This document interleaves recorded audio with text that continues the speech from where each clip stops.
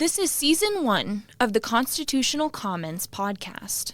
This season is called The Founders of the Constitution. Your host, Rob Natelson, is a nationally known constitutional scholar and author whose research into the history and legal meaning of the Constitution has been cited repeatedly at the U.S. Supreme Court by both parties and by individual justices. In this podcast, you will learn about the lives of leading founders and their unique contributions to the Constitution.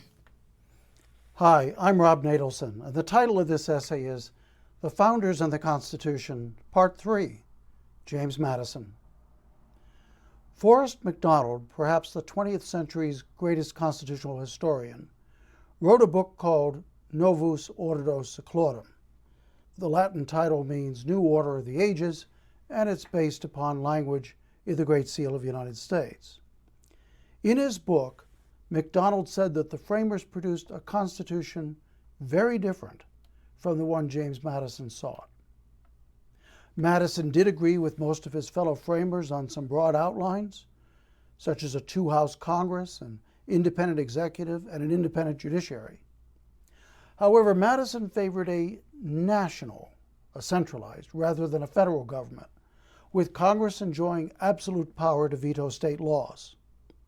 Madison wanted the president to serve for life or be elected by Congress for a single long term. He proposed that the Senate be able to make treaties without the intervention of the president, and that the Senate appoint judges. And although he was a slaveholder, Madison favored immediate abolition of the slave trade and the gradual abolition of slavery itself. None of these ideas, obviously, made it into the final draft. Thus, it isn't really true that Madison wrote the Constitution, nor was he, as so often claimed, exactly the document's father. The cumulative impact of other founders on the Constitution was far greater than that of James Madison alone. Still, he was the most important single individual in the document's creation. He was also one of the few, including George Washington, John Dickinson, Roger Sherman, Edmund Randolph, and probably Alexander Hamilton, about whom we can say, without him, we might not have a Constitution. James Madison was born on March 5, 1751, in King George County, Virginia. He spent most of his life in Orange County at his estate at Montpelier, which, by the way, is still well worth visiting. His father, a planter, supported him financially in his early political endeavors. He was educated in the Greco-Roman classic-centered curriculum that was described in the second installment of my series called The Ideas That Form the Constitution. Madison won a degree from the College of New Jersey, which is now Princeton University, and he won it in 2 years instead of the usual 3. He never became a lawyer, but he diligently studied Edward Coke's authoritative and ponderous Institutes of the Laws of England, the standard work throughout much of the 18th century. There's another measure of the man derived from literally measure. As I can testify from personal experience, the practice of politics rewards men who enjoy robust physical constitutions, a commanding presence, and more than average height. In building credibility and running for office, physically unimpressive men face severe disadvantages. Madison was never robust. He suffered from epilepsy. He was even shorter than I am, standing at 5 feet 4 inches tall, and he weighed less than 100 pounds. Yet he overcame those disadvantages to achieve a successful political career that culminated in a 2-term presidency. This is evidence of his talents, his determination, and the respect he inspired in others. From long immersion in the founding era record, I can testify also that Madison was remarkably honest. he displayed no traces of the too clever by half traits that marred some of the other founders, notably Alexander Hamilton and Thomas Jefferson. One indication of this is how, as president, he conducted the very difficult War of 1812. He was under extreme pressure to win by ignoring constitutional restrictions on his power. But he remained scrupulously within constitutional limits and still brought the war to an honorable conclusion. During the 20th century, some law professors tried to discredit Madison by alleging he fraudulently doctored his Constitutional Convention notes. They never produced convincing evidence to support that allegation, and I don't think very many people take the allegation seriously today. But anyone familiar with Madison's character would never believe such a charge. Madison played central roles during every step in the Constitution's formation, in laying the foundation, outlining initial plans, and in the actual framing, and in the ratification debates, and also in the adoption of the Bill of Rights. Thus, in 1785 and 1786, he created a precedent for religious freedom by successfully opposing a bill in the Virginia legislature to impose a tax to fund teachers of Christianity. He thereby laid the groundwork for the Constitution's posture toward religion. Policymakers may favor faith over non-faith, but they must be neutral among religions. In September 1786, he served as one of Virginia's commissioners, delegates, to a convention of states held in Annapolis, Maryland. He and the other commissioners recommended to the states, sending them, that they call another convention, quote, to meet at Philadelphia on the second Monday in May next, to take into consideration the situation of the United States, to devise such further provisions as shall appear to them necessary to render the Constitution of the federal government adequate to the exigencies of the Union. End quote. This recommendation, of course, led to the Constitutional Convention. Shortly thereafter, Madison drafted the Virginia law that served as the Constitutional Convention's formal call. The frequent claim that Congress called the convention is not true.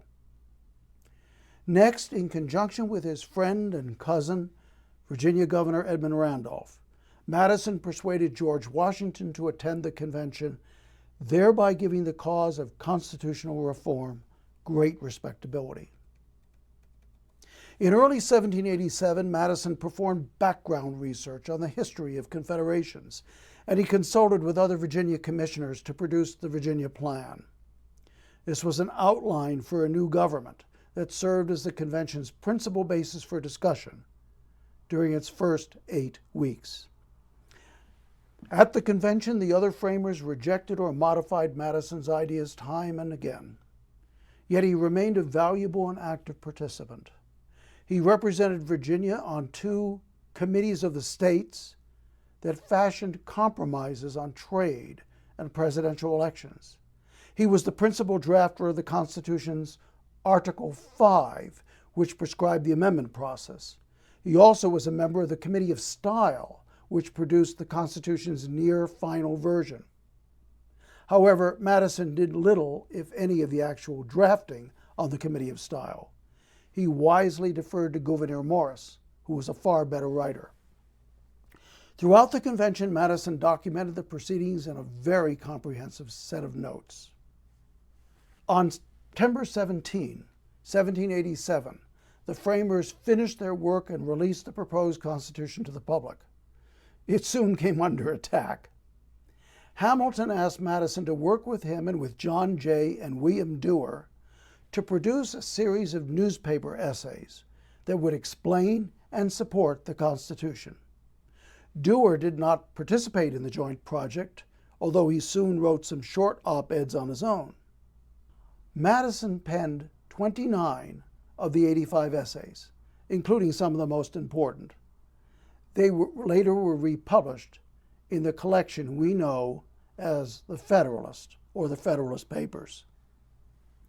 The Federalist essays were too cerebral to be widely popular, but they served as a pro-Constitution playbook at several state ratifying conventions, particularly those in Virginia and New York. Virginia's ratifying convention met from June 2nd to June 27th, 1788. Madison was among the delegates. Anti-Constitution sentiment was strong in that conclave. Among the pro-Constitution team, Madison apparently served as second in command, next to Governor Randolph, and they eked out a close victory. However, in Virginia, as in several other states, the Constitution supporters had to make a gentleman's agreement with their more moderate opponents to win ratification. The bargain was, essentially, we'll ratify the Constitution, and then we'll all support a Bill of Rights. Although Madison personally doubted whether a Bill of Rights was necessary, once elected to the new federal Congress, he honored the gentleman's agreement. He introduced the first draft of the bill and shepherded it through Congress until it obtained the 2/3 vote of each house necessary to send it to the states for approval.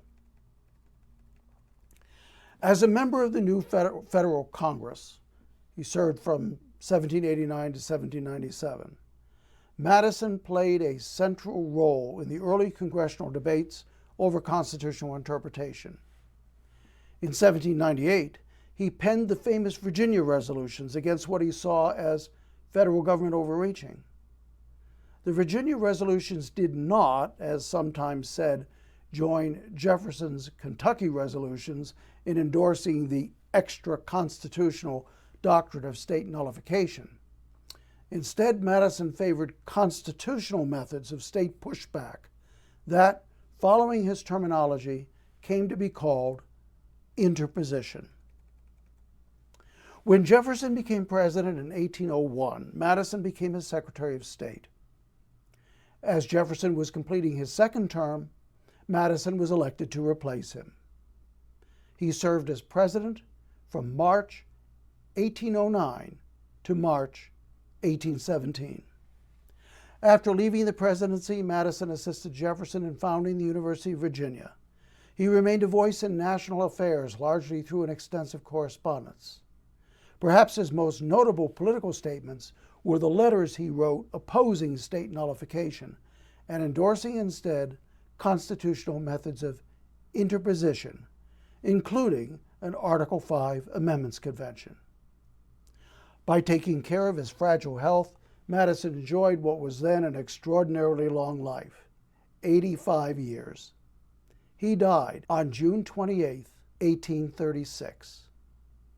I'm Rob Natelson, and thanks for listening.